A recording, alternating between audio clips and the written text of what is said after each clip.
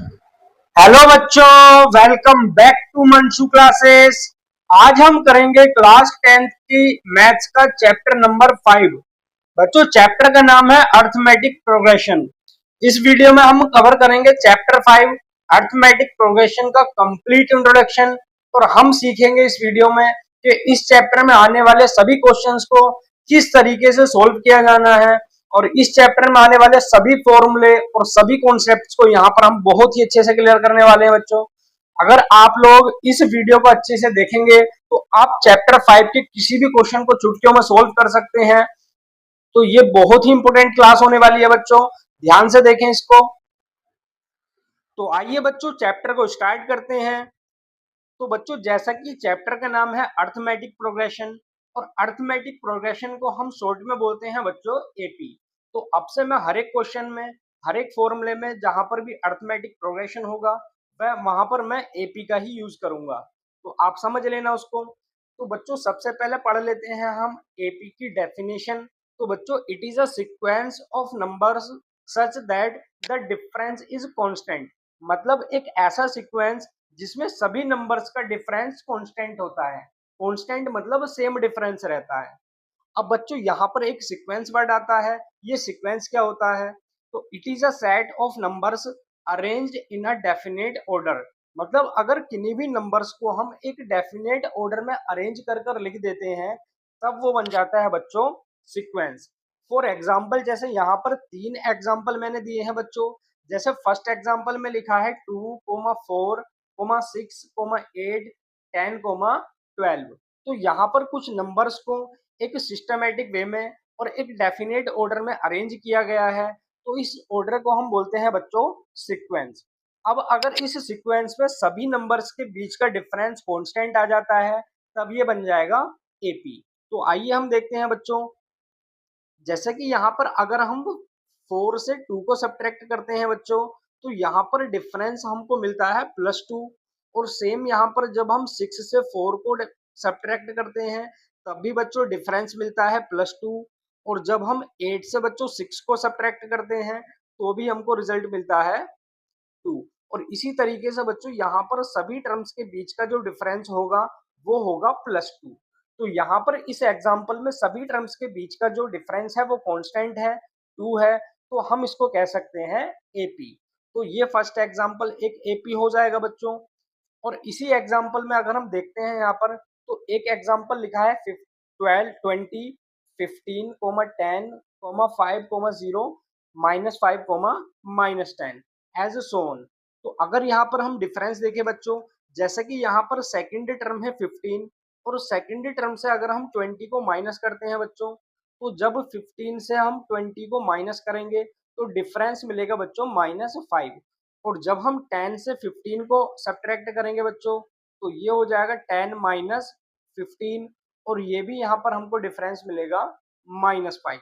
और सेम यहाँ पर जब हम थर्ड टर्म से यानी कि 5 से 10 को सब्ट्रैक्ट करते हैं तो ये भी हमको मिलेगा 5 -10 इज इक्वल्स टू -5।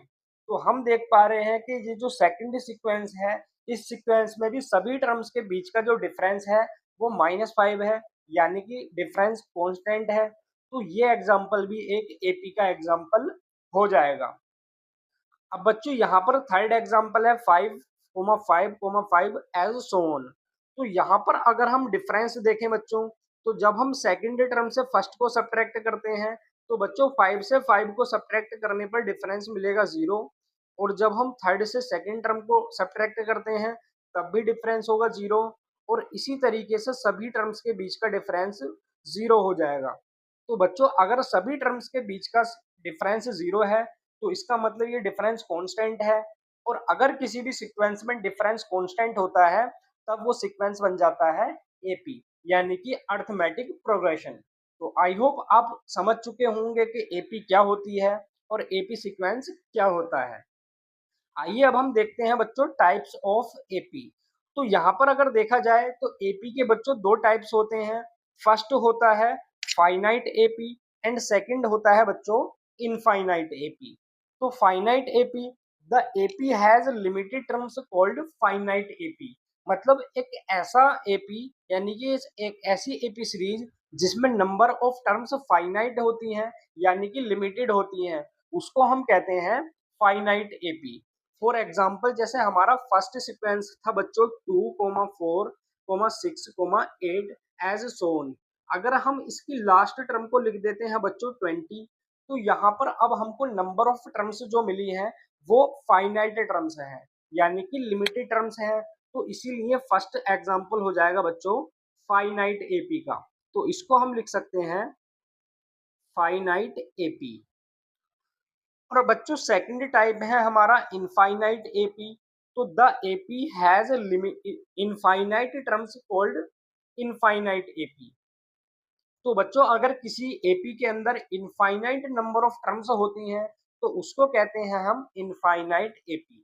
जैसा कि एग्जांपल नंबर 2 और एग्जांपल नंबर 3 में ये जो एपी की टर्म्स हैं ये कहीं पर भी खत्म नहीं होती हैं, इसीलिए ये टर्म्स होंगी इनफाइनाइट टर्म्स। और अगर किसी भी एपी की टर्म्स इनफाइनाइट होती हैं तो उसको कहते हैं हम इनफाइनाइट एपी। आई होप बच्चों आपको यहाँ तक एकदम सब कुछ क्लियर हो गया होगा। तो आइए अब हम चलते हैं नेक्स्ट टॉपिक पर। नेक्स्ट टॉपिक है बच्चों जनरल फॉर्म ऑफ एपी। तो किसी भी एपी की जनरल फॉर्म क्या होती है यहाँ पर हम पढ़ेंगे। तो बच्चों अगर हम बात करें इनफाइनाइट एपी की, तो इनफाइनाइट एपी की जनरल फॉर्म होती है a comma a plus d comma a plus 2d comma a plus 3d and a plus 4d as so on. और ये टर्म्स कभी भी खत्म नहीं होती, ये इनफाइनाइट तक चलती जाती हैं। इसीलिए बच्चों ये फॉर्म होगी इनफाइनाइट एपी की जनरल फॉर्म। तो यहाँ पर सेकंड बच्चों दिया गया है general form of finite AP. तो फाइनाइट एपी में देखें तो बच्चों फर्स्ट टर्म होती है ए, देन सेकंड होती है ए प्लस डी, देन होती है a plus 2d, a plus 3d as so on. और ये जाती है बच्चों ए एन तक। ए एन होती है किसी भी एपी की लास्ट टर्म।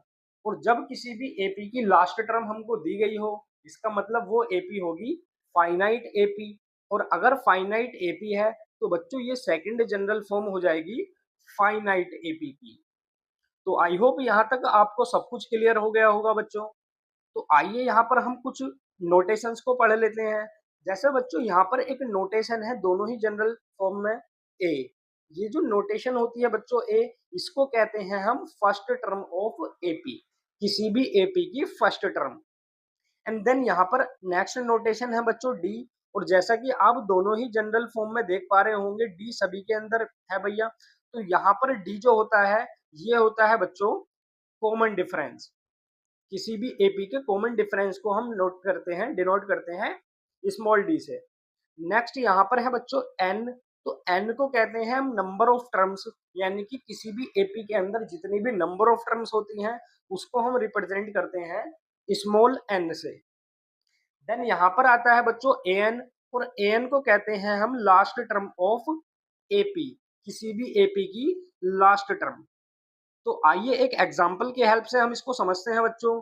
जैसा कि मान लीजिए कि एक एग्जाम्पल यहाँ पर लिखा है 2,4,6,8,10,12,14।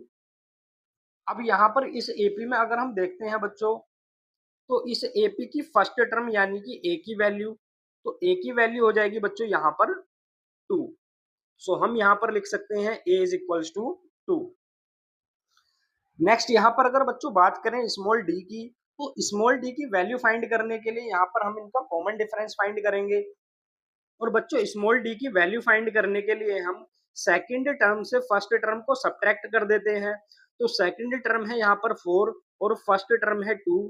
तो बच्चों डी की वैल्यू हो जाएगी यहाँ पर +2। तो अगर हम इसी तरीके से देखें तो इसी तरीके से लास्ट टर्म से अगर उसके पहले वाली टर्म को हम सब्ट्रैक्ट करते हैं तो सभी के बीच का जो डिफरेंस होगा वो हमको सेम ही मिलेगा +2। तो इसलिए बच्चों डी की वैल्यू हो जाएगी यहाँ पर +2 और ए की वैल्यू हो जाएगी +2। देन यहाँ पर अगर नंबर ऑफ टर्म्स की बात करें बच्चों तो यहाँ पर हम इन सभी टर्म्स को काउंट कर लेते हैं। जैसे कि यहाँ पर टर्म्स लिखी है 1 2 3 4 5 6 एंड 7। सो यहाँ पर स्मॉल एन की वैल्यू हो जाएगी बच्चों +7, नंबर ऑफ टर्म्स की वैल्यू हो जाएगी +7। एंड हम बात करें बच्चों अगर एन की, तो एन होती है किसी भी एपी की लास्ट टर्म।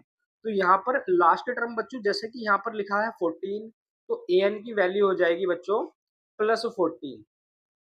तो आई होप आपको यहाँ तक सब कुछ एकदम क्लियर हो गया होगा। आइए अब हम चलते हैं इसके नेक्स्ट टॉपिक पर। तो बच्चों नेक्स्ट टॉपिक दिया है find the number of terms and find the last terms. तो अगर किसी भी क्वेश्चन में हमसे नंबर ऑफ टर्म्स फाइंड करने के लिए बोला जाता है या फिर वहां पर लास्ट टर्म फाइंड करने के लिए बोला जाता है, तब वहां पर हम यूज करते हैं बच्चों general form of general form of AP.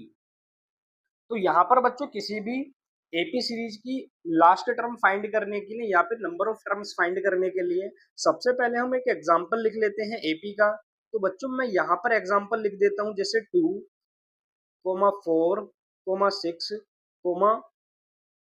8, 10, 12 and up to 20। अब मान लीजिए मैंने जो ये सीरीज लिखी है ये 20 तक लिखी है। तो अब यहाँ पर हमको लास्ट टर्म पता है बच्चों 20 है, बट यहाँ पर हमको ये नहीं पता कि इस सीक्वेंस में और इस एपी सीरीज में कितनी नंबर ऑफ टर्म्स हैं। तो बच्चों नंबर ऑफ टर्म्स फाइंड करने के लिए यहाँ पर हमारे पास एक फॉर्मूला होता है बच्चों